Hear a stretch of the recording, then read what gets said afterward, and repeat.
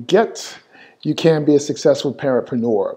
And today I'm reading chapter 4 in my book, which is titled, How I Became an Accidental Stay-at-Home Dadpreneur.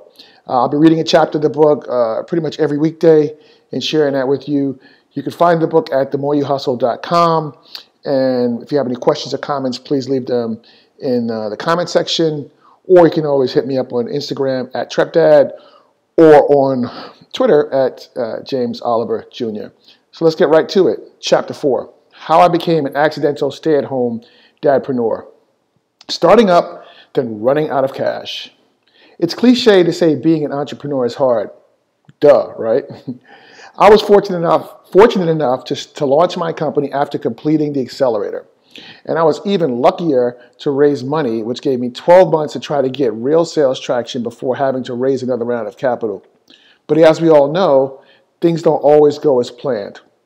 1 year after launching the business, we built a great product and had a few hundred super happy customers, but we ran out of cash and were unable to secure additional financing.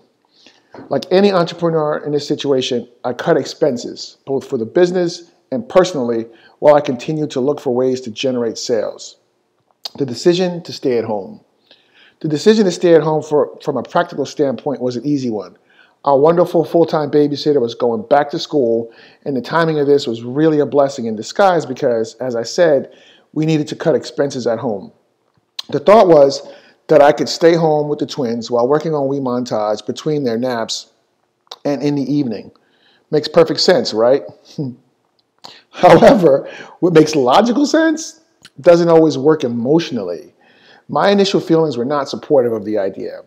I knew this was my ego talking, but it felt like I was failing at the business. After all, when I started WeMontage, my goal was to build it and sell it for tens of millions of dollars in 5 years. Then I realized the twins were only going to be this age once, and it could be a really special bonding experience for the kiddos and me. So I decided to focus on that and not feel like a failure. Success is still possible. The reality was that WeMontage was still moving forward, albeit slowly, as I worked hard to rebuild momentum. It still had the potential to be a huge success, just not in the time or manner in which I initially envisioned.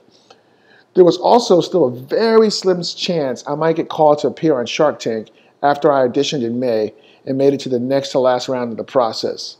Additionally, the business was scheduled to appear in November on the DIY Network show I Want That, and I had recently learned WeMontage would appear on the Today Show in October for the second time. So the fourth quarter would be good. I just had to find a way to keep grinding and hanging on, even if I was only hanging on by a few strands of rope. A good friend once told me that most people who have setbacks never push through them and persevere. They let obstacles define them.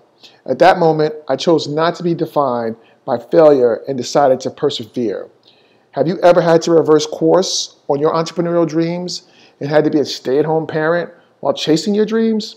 Tell me about it on Twitter at James Oliver Jr. or in the comment section here as well. So that's it. That's chapter 4. You can find the book at www.themoreyouhustle.com. Leave a comment, hit me up. Please tag a friend that you think who is a parentpreneur or mompreneur or dadpreneur. They will absolutely thank you. Thanks so much. Have a wonderful day. Peace.